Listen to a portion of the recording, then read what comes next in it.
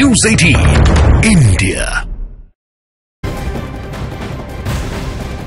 PM Modi आज विकसित भारत विकसित छत्तीसगढ़ को संबोधित करेंगे। इस दौरान पीएम 34,400 करोड़ रुपए से अधिक की विकास परियोजनाओं का लोकार्पण और शिलान्यास करेंगे। पीएम मोदी दोपहर 12:30 बजे वीडियो कॉन्फ्रेंस के जरिए कार्यक्रम को संबोधित करेंगे।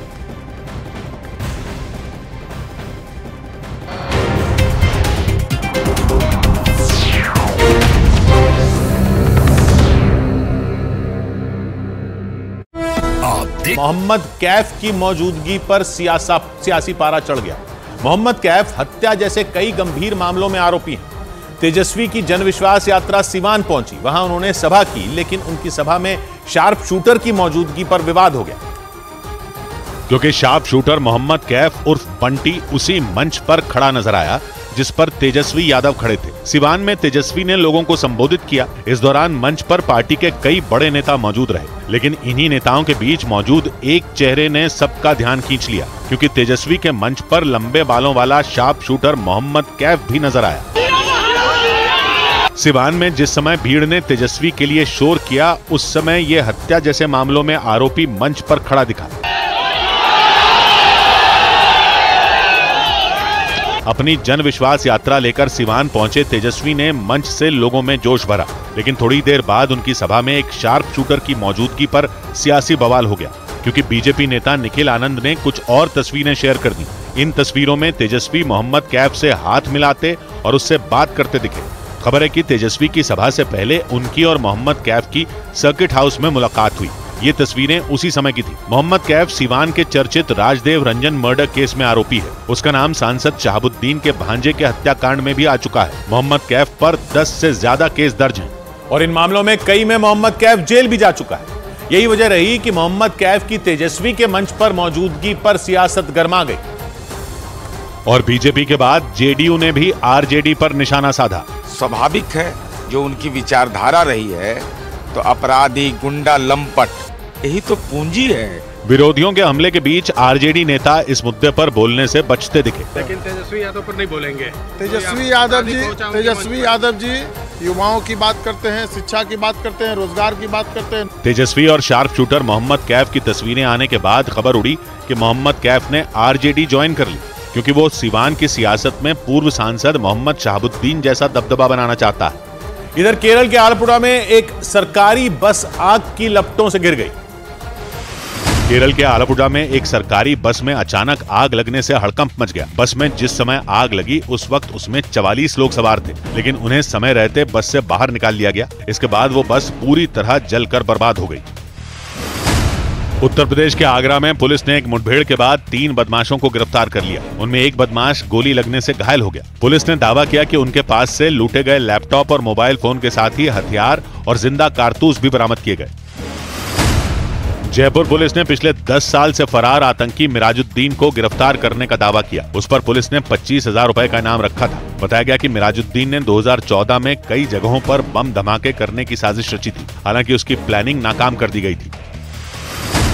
महाराष्ट्र के पूर्व मुख्यमंत्री मनोहर जोशी का निधन हो गया। वो पिछले कुछ दिनों से बीमार थे। एक दिन पहले ही उन्हें अस्पताल में भर्ती कराया गया था। इधर दिल्ली के अलीपुर इलाके में गैंगस्टर टिल्लू ताजपुरिया के 3 गुर्गे पकड़े गए। दिल्ली के अलीपुर इलाके में पुलिस और गैंगस्टर टिल्लू ताजपुरिया के गुर्गों के बीच मुठभेड़ हो गई। इस मुठभेड़ के बाद पुलिस ने टिल्लू ताजपुरिया के 3 गुर्गों को गिरफ्तार कर लिया। कई राउंड फायरिंग होने की वजह से उनमें 2 के पैरों में गोली लग गई। इस दौरान पुलिस टीम पर भी हमला किया गया, लेकिन पुलिसकर्मी बाल बाल बच गए। कांग्रेस नेता जयराम रमेश ने दावा किया कि पश्चिम बंगाल में टीएमसी और जम्मू कश्मीर में नेशनल कॉन्फ्रेंस के साथ सीटों के बंटवारे पर मंथन जारी है। दोनों राज्यों में हमारे बातचीत इंडिया गठबंधन के सहयोगी दलों से जारी है। समाजवादी पार्टी के बारे में भी ये कहा करता था, लोग कहते थे आप कैसे कह सकते हैं, पर हम समझौता तो हो गया।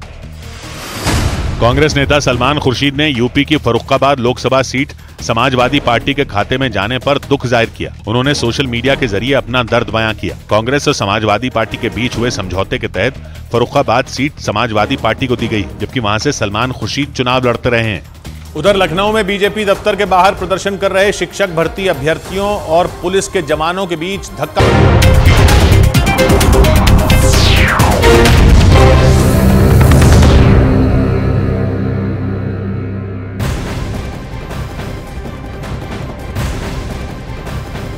बड़ी खबर राजस्थान के कोटा से है, जहां एक हैरान करने वाली खबर सामने आई है। कोटा में 3 शिक्षकों पर धर्मांतरण करवाने के प्रयास का आरोप लगा है।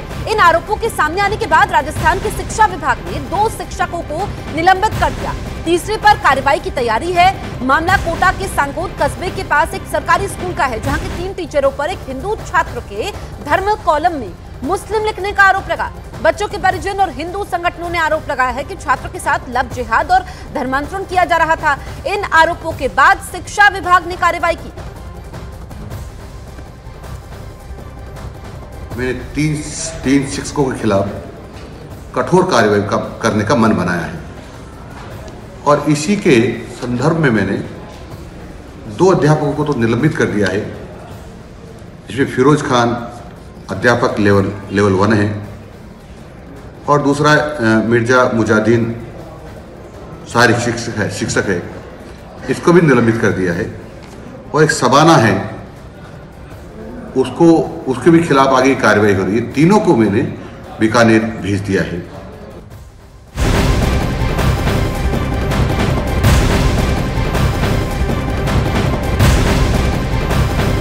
और पश्चिम बंगाल के संदेश खाली की घटना से जुड़ी हुई एक ब्रेकिंग न्यूज आपको बता दें। संदेश खाली में आरोपी टीएमसी नेता शाहजहां शेख की अग्रिम जमानत याचिका ईडी स्पेशल कोर्ट में खारिज हो गई है।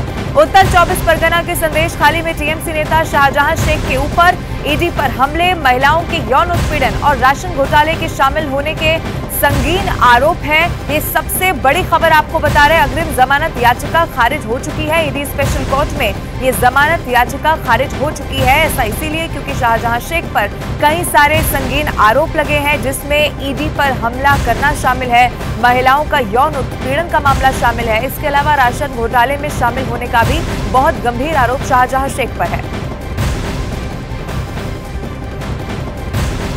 संदेश खाली में टीएमसी नेता अजीत माइती की पिटाई के मामले में पुलिस ने आरोपियों को हिरासत में ले लिया है।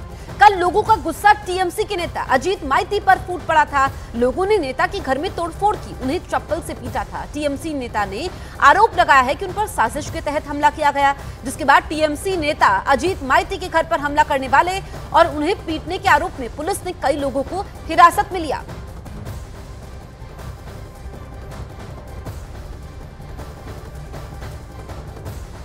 और संदेश खाली के बेडमजूर में बवाल काफी बढ़ गया है। कल टीएमसी नेता अजीत माइती की लोगों ने पिटाई कर दी, वहां पर आगजनी भी की गई है। इस घटना के बाद पुलिस एक्शन में आ चुकी है और टीएमसी नेता के घर पर हमला करने वाले और उन्हें पीटने के आरोप में कई लोगों को हिरासत में लेने की खबर है। जिन परिवार के लोगों को पुलिस ने गिरफ्तार किया है, उनके घर की महिलाएं सड़कों पर रोती हुई भी दिखाई दी है। अलग अलग 3 तस्वीरें इस वक्त आपके टीवी स्क्रीन पर आप देख लीजिए। टीएमसी नेता की पिटाई, लोगों का यहां पर कैसे गुस्सा भड़का, उसके बाद इस विरोध में आगजनी की जाती है। हिरासत में कई आरोपी लिए गए।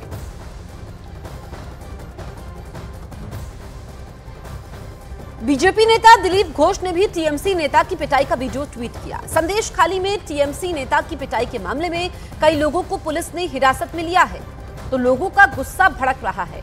शाहजहां शेख के भाई का फार्म हाउस फूंक दिया।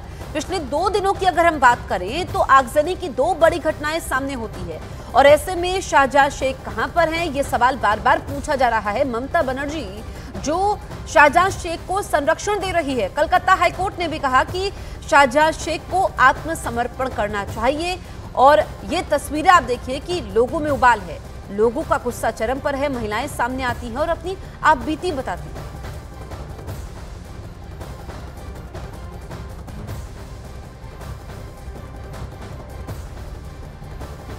तो ये तस्वीरें आप देख लीजिए, संदेश खाली से सामने आई है। लोगों का गुस्सा भड़क रहा है, आगजनी की घटनाएं यहां पर होती है और ऐसे में सवाल ये खड़े हो रहे हैं कि ममता बनर्जी कहां पर है, वो संदेश खाली क्यों नहीं आई, वो शाहजहां शेख को क्यों बचा रही हैं।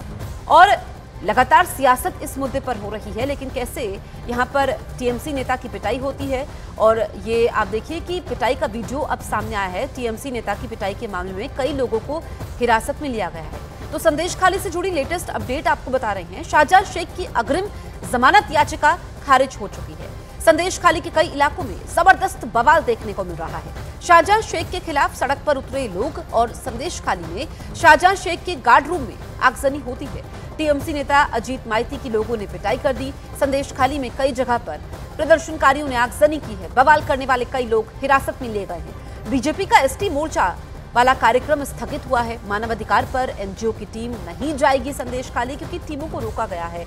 और पुलिस का तर्क यह है कि धारा 144 लागू है और डीजीपी वहां पर गए थे, लेकिन अभी भी सिचुएशन आउट ऑफ कंट्रोल है संदेश खाली में।